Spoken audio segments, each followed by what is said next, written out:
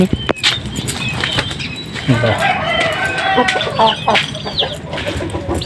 Yan. Putulin na natin yan. Yan.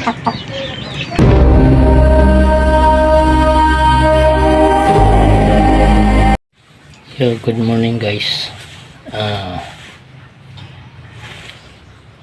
Today is Monday and magluluto tayo ngayon ng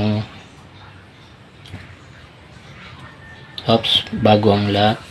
Ang oras natin ay 8:25 ng umaga. Yun. Ang content natin ngayon ay magluluto tayo ng gulay, ginataang pagkito, kasi di ko alam kung anong tawag sa inyo, pero dito sa amin ay puro pagulong. Yan, yun ang pangalan dito sa atin. Alright, pakita ko sa inyo. Ano tawag niyan sa inyo? At may nagayat na ako. Alright, yan, ubusin ko lang yan. At yun,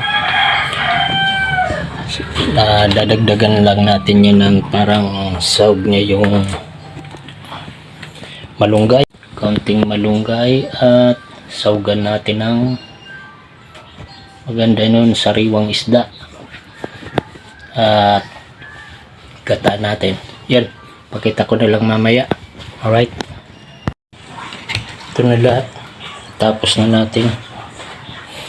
At yun, samahan nyo ako na kukuha ng malunggay. Alright guys, tara.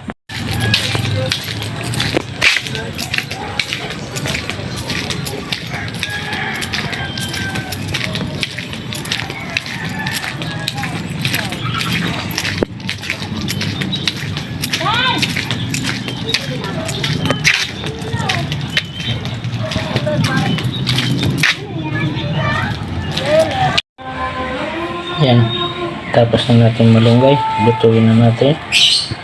Ito yung pagulong. Comment kayo kung anong tawag niyan sa inyo. Alright, mayroon tayong pansaw, yan, tulingan, at yung niyo. Alright, yan, ilagay na natin yung gulay. At half cook lang muna. Alright, yan, dinagyan natin yung sahog, yung malilit na tulingan. Alright, maya ilagay naman natin yung malunggay. Yan, ilagay natin yung malunggay. Alright, maya ilagay natin yung paunang gata. Yan, natimpla na rin natin yan. Alright guys, update again. A few moments later. Yan, lagay na natin yung paunang gata. Ito siya guys.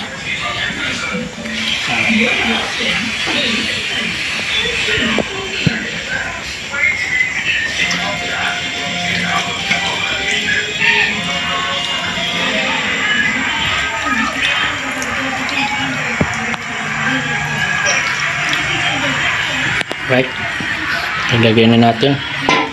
Yan, hintayin lang natin kumulo yan. Hintayin lang natin itong medyo matuyo. At templado na yan, natimpla ko na yan. Ang kulang lang yan ay sili. Wala akong siling natira, kaya tama na yan muna. Alright guys, so patuyo-tuyuin lang natin ng kaunti. At yun, yan, kalimutan kasi yung gulay na yun, kastanyas ba yun? Hindi, basta puro pagulong yan dito sa Bicol. Kung alam nyo, paki-comment na lang po. Alright, yan, nakulo na. So yan, Hintayin lang natin na medyo matuyo ng konti. Alright guys, hanggang dun lang. At salamat sa panonood ng vlog kong walang walang